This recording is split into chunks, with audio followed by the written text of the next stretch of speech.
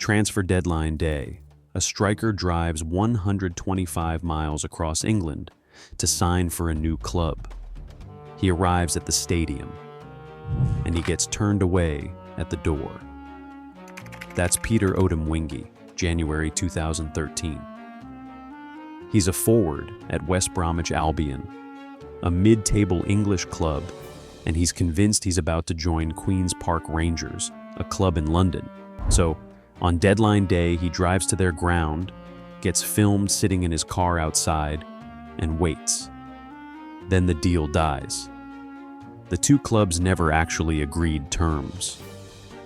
"Everything seemed agreed," he said afterward. "I would have never driven to London." He drove home still a West Brom player. Here's the lesson buried in that car window. A transfer isn't real until the paperwork is filed. Everything before that, the rumors, the fees, the he's signing, is just noise. So let's take one deal apart, piece by piece, and show you exactly what happens when a club buys a player. Because the money moving through this thing is staggering. In the summer of 2025, Premier League clubs, England's top division, spent a record £3.087 billion. According to Deloitte and reported by BBC Sport, that is more than Spain, Italy, France, and Germany combined. £3 billion, one league, one summer. First, what the window even is. Unlike American sports, where you can trade around a deadline or chase free agents across a long off-season, European soccer only lets clubs register new players inside two fixed windows a year, a long one in summer and a short one in January. Sign a player outside those dates, and the league simply won't let him play. The point is stability. Stop the richest clubs from poaching talent mid-season and reshuffling the standings every week. So a deal starts long before any window opens, with scouting. And scouting has changed. The old way was a man in the stands with a notebook. The new way is data. Two smaller clubs led the shift: Brentford, a modest club in West London, and Brighton, both run by owners who came out of the betting industry. Their model is Moneyball for soccer. Buy undervalued players cheap, develop them, sell them high. Brentford signed Ollie Watkins for around £1.8 million and sold him for roughly £28 million. Since 2016, they've spent about £75 million on transfers and pulled back over £190 million in sales. Running all of it is the sporting director. Think of him as the club's general manager, the person deciding who to chase and for how much. Once a target is picked, the chase begins, and it often begins illegally. Officially, a club has to ask permission before speaking to another club's player. In practice, most deals start with quiet, banned contact through the agent. The insider term is tapping up. In 2017, Liverpool got caught tapping up the defender Virgil van Dijk at Southampton, another English club, and actually apologized and backed off, before signing him anyway later. Then comes the formal bid, and the negotiation gets technical fast. The clubs haggle over the fee, how it's paid, and the add-ons, bonus payments triggered by things like appearances, goals, or qualifying for the Champions League, Europe's top club competition. A fee reported as £116 million might only reach that number if everything breaks right. While the clubs fight over the fee, the agent fights over the player's wages, and agents get paid enormously.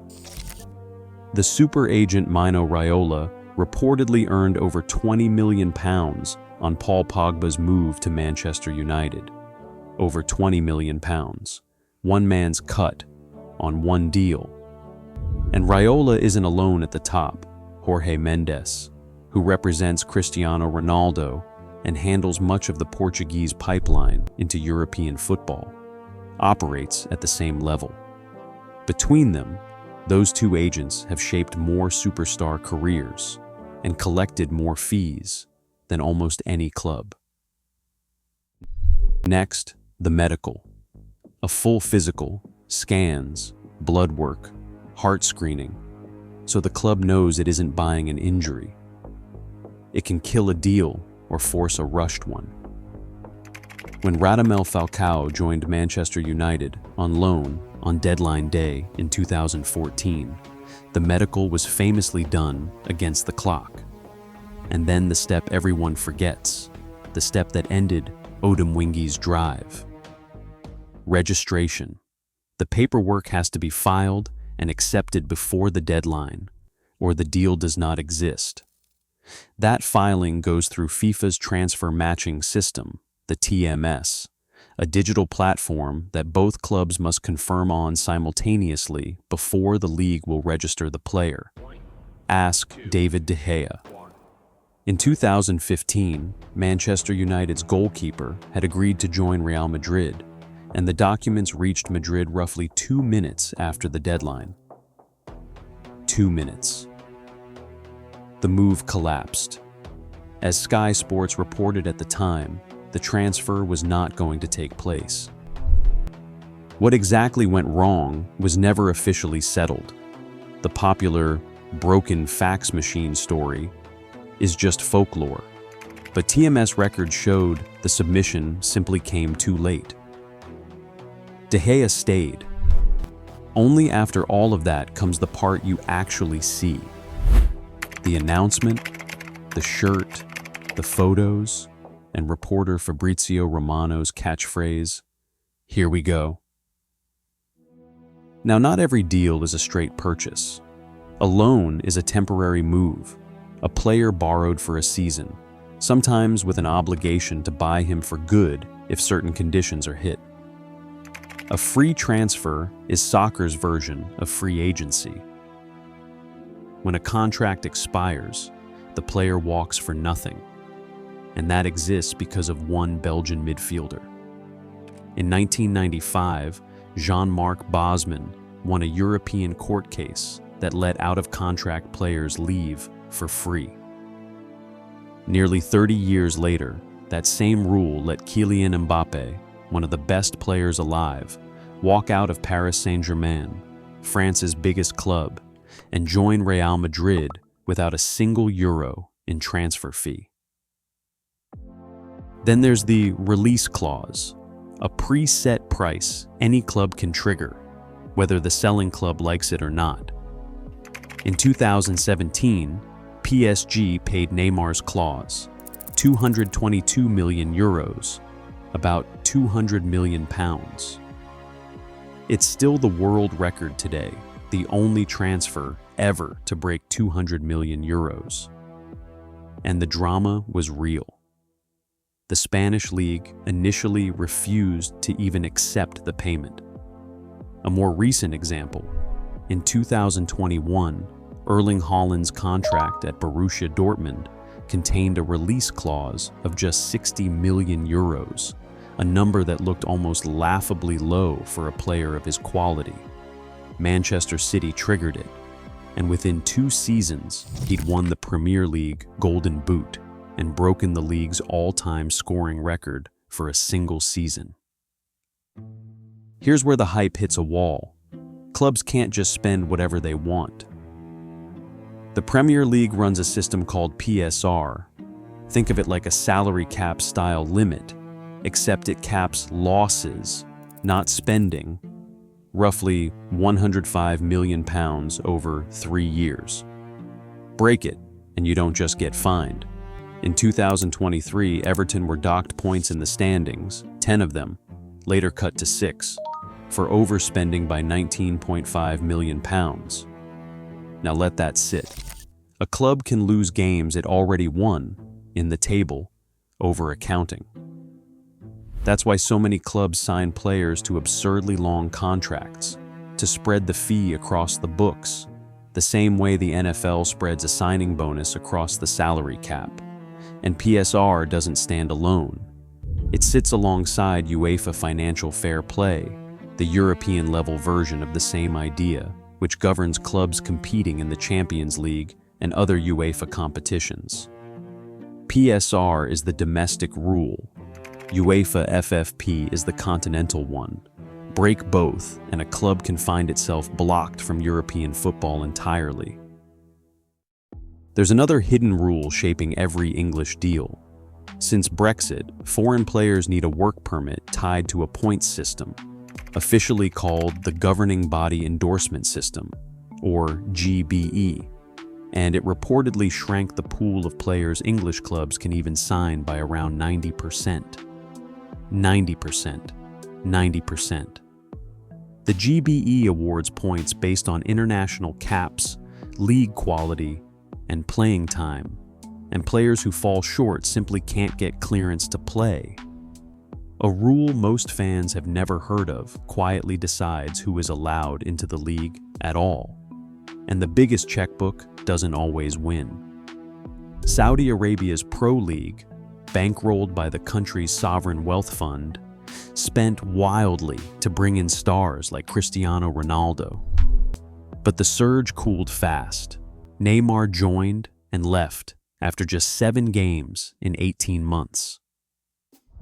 So, who really profits when a superstar moves? Not always who you'd think.